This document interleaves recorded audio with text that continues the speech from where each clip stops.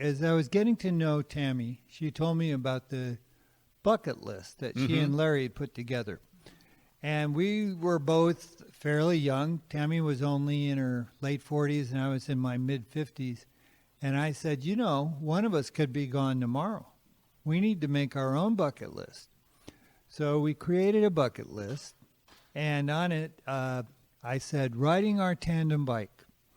And then the more we thought about it, we said, no, these need to be ambitious, fun goals to chase. And so we changed it to riding our tandem bike in each of all of the 50 states. And then we began trying to go to visit them, and it took a total of 10 years to get to all 50 states. But that was a lot of fun, and that's what the book is all about. Well, you are listening to Meeting House here on Faith Radio. It is the Blue Lake Christian Writers Conference 2026, Blue Lake Methodist Camp near Andalusia. This is the Meeting House here on Faith Radio. So, Tammy, as you and Bob went across or went to different states, it was a cross-country bike ride or a bike race, but you rode your bicycle in all 50 states. What was God doing in your relationship as the two of you spent time in this very special way? Yes. So it was an amazing journey because it was a growth experience. Not only were we out in God's territory, we always chose bike trails that were out in the country, but we had our best conversations on the tandem bike. Bob is very tall, I'm very short, and our bicycle has independent pedaling, so I did not have to keep up with him. And we were able to hear each other very well on the tandem. And so we really had deep conversations about our past, about our goals individually, what can be goals that we have as a couple, how we can use our past pain to help others in ministry. And we also learned a lot about each other. We learned that we worked well as a couple. We had to overcome obstacles that happened unexpectedly. We learned that we both love adventures. We will push ourselves to try new things. So it was a growth experience spiritually and just learning about each other.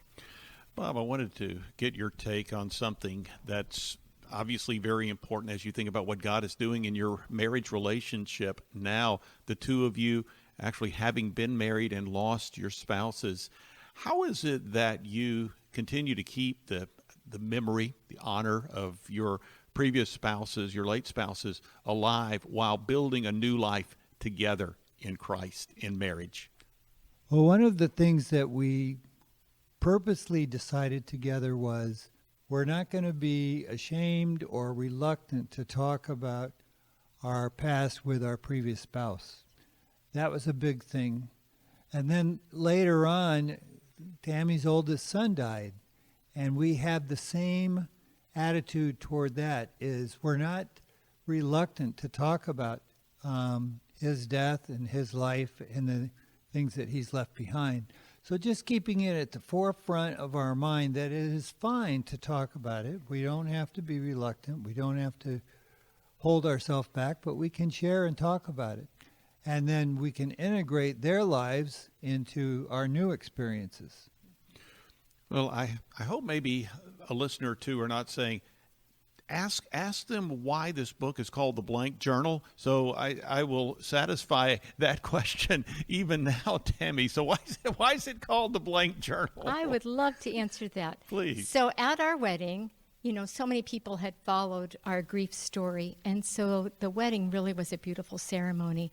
In fact, the family members of our deceased spouses are the ones that gave me away. It was beautiful. We had their blessings. And we told everyone, please don't get us any gifts. We already have 2 full households that we have to combine. And one person gave us a blank black journal. And it was our one wedding gift. And we sat down at the table, and that's when Bob said, well, let's just fill this up right now, with all of the goals and dreams, missions, anything that we feel God is impressing upon our heart to do. And we learned, through our experience how precious life is and how every day matters.